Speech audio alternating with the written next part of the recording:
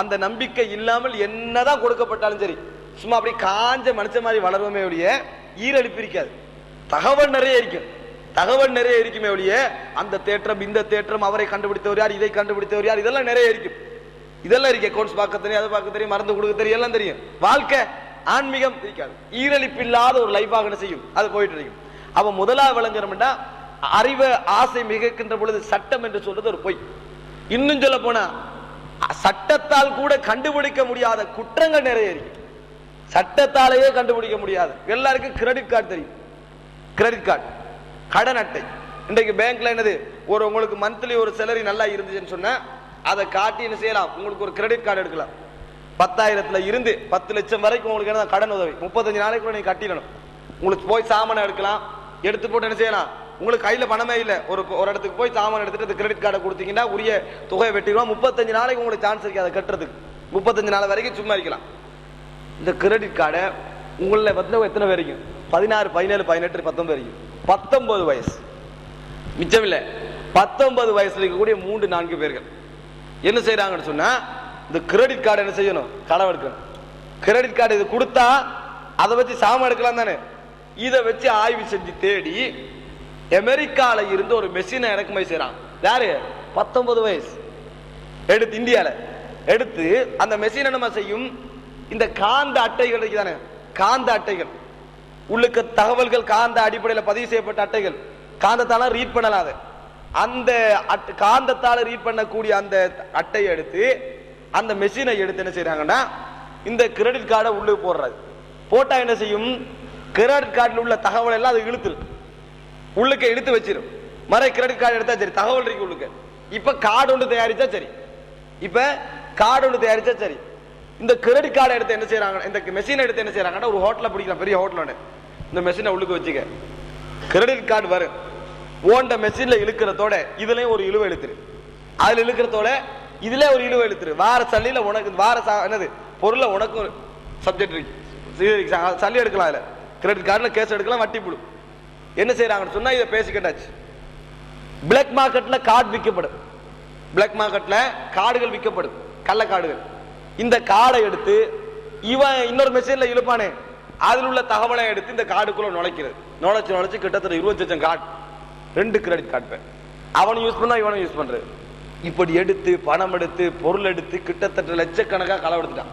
உங்களுக்கு கண்டுபிடிக்கவே இயலாது. என்ன சட்டம் இதுக்கு? கிரெடிட் கார்டை களவெடுத்தா சல்லியை களவெடுத்த சட்டமா, கிரெடிட் கார்டை களவெடுத்த சட்டமா? இதுக்கு பூரா சட்டமே பாஸ் ஆகணும். அப்படி எல்லாம் இருந்து நீண்ட காலத்துக்கு பிறகு ஒரு 5-6 வருஷத்துக்கு பூரா என்ன செய்யறாங்க, திடீர்னு ஆப்பறா இருந்தால். ஏன் எல்லா கிரெடிட் கார்டுடைய களவெடுத்தப்பட்ட அக்கௌண்ட்டும் ஒரே ஹோட்டல்ல தான் வருது, பேங்குக்கு ஒரே ஹோட்டலோட பில் தான் வரும். ஆகா இங்கதான் முறைப்பாடு நிறைய வருது. எங்களுக்கு கூட தள்ளி போகுது, நாங்க ஒழுங்கா தான் யூஸ் பண்றோம், கூட போகுதுன்னு எல்லா இங்கதான் சாமான் எடுத்து இங்கதான் சாமான் எடுத்து இந்த ஹோட்டலுக்கு தான் முறைப்பாடு வருது. அங்கிருந்தா பில்லும் கூட வருது. பிடிச்சிட்டாங்க ஆக்களை.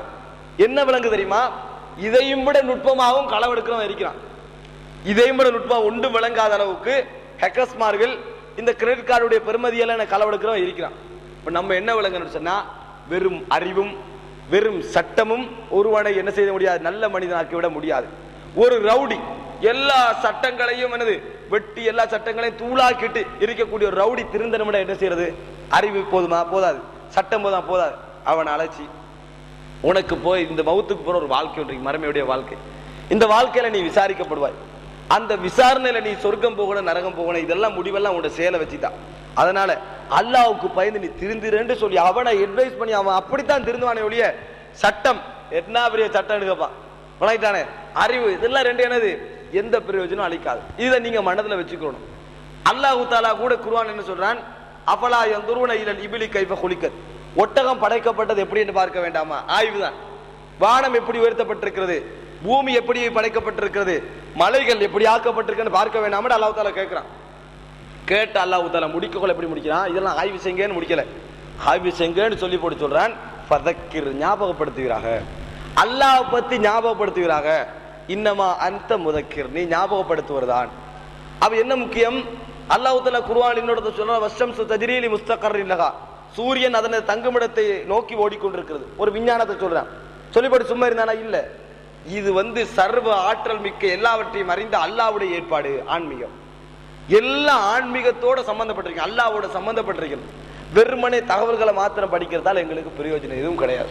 அப்ப நீங்க முதலாவது வைக்க வேண்டிய மனதில் என்ன தெரியுமா? இதுதான் நம்ம என்னதான் இருந்தாலும் சரி இவைகள் எல்லாம் ஆன்மீகத்தோட சம்பந்தப்படுத்திக்கிறோம். எங்களோட வாழ்க்கையை எங்களோட கல்வியெல்லாம் ஆன்மீகத்தோடு சம்பந்தப்படுத்திக்கிறோம். அப்படி இருந்தால் மாத்திரத்தை நம்ம ஒரு சிறந்த சமுதாயமாக உருவாகலாம். வெறும் டேட்டாஸை நல்ல மண்டையில சேர்த்து வச்சதுனால மூலம் என்னது ஒரு பெரிய அறிவாளியாக வந்துவிட முடியாது. வந்தாலும் சமுதாயத்துக்கு இந்த பிரயோஜனம் கிடையாது. இது முதலாவது அடிப்படை.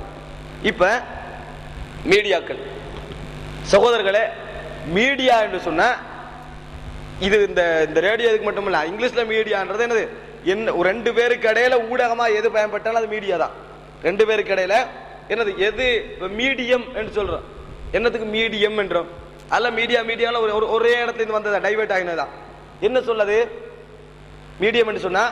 உங்களுக்கு எங்களுக்கு இடையில ஊடகமா பயன்படுற மொழி எதுன்னு அர்த்தம். நீங்க பேசினா விளங்குறதுக்கு, நான் பேசினா விளங்குறதுக்கு உள்ள ஊடகம் எது? இப்ப நாங்க ரெண்டு பேர் இருக்கிறோம். நீங்க ஜப்பான் மொழியில பேசுறீங்க, எனக்கு அது தெரியாதுன்னு வைங்களேன். நீங்க சவுதியில இருந்தா என்ன, பக்கத்துல இருந்தா என்ன, எனக்கு வேற ரெண்டு ஒன்று இல்லையா? நீங்க ஜப்பான்ல இருந்தா என்ன, இங்க இருந்தா என்ன? ஏன் இங்க இருந்தாலும் நீங்க என்ன சொல்றேன்னு விளங்காது, ஜப்பான்ல இருந்தாலும் என்ன சொல்றேன்னு விளங்காது. இப்ப மீடியம் என்றது என்னது? ஒத்தனை கிட்ட நெருக்கி தரணும். மீடியம் ரெண்டு பேருக்கும் டச் ஆகிற மாதிரி உள்ள மீடியமாக இருக்கணும். விளங்கிட்டா? இந்த மீடியாவை பொறுத்த வரைக்கும் இன்றைக்கு கூடுதலாக இளைஞர்களுடைய வாழ்க்கையில செல்வாக்கு செலுத்துற ரெண்டு விஷயம் தான். பேப்பர் ஒரு சைட்ல வைக்கணும், ரேடியோ ஒரு சைட்ல வைக்கணும், டிவியும் இன்டர்நெட்டும். எது? டிவியும் இன்டர்நெட்டும் தான் நிறைய இளைஞர்களுடைய வாழ்க்கையில கூடுதலாக செல்வாக்கு செலுத்த ஒரு விஷயம். எது? TV, internet.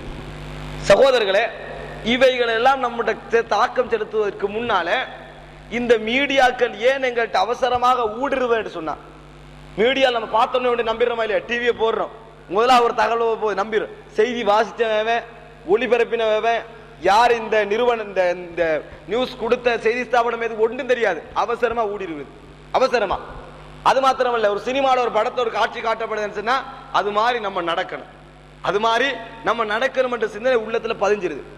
அது மாத்திரமல்ல, இன்டர்நெட்ல எல்லாரும், இன்டர்நெட் இருக்கிற எல்லாரும் யாஹூ செட்டிங், அது விற்காத நிறைய பேர்ல நினைக்கிறேன், அது இல்லாத நிறைய பேர் இல்லைன்னு நினைக்கிறேன்.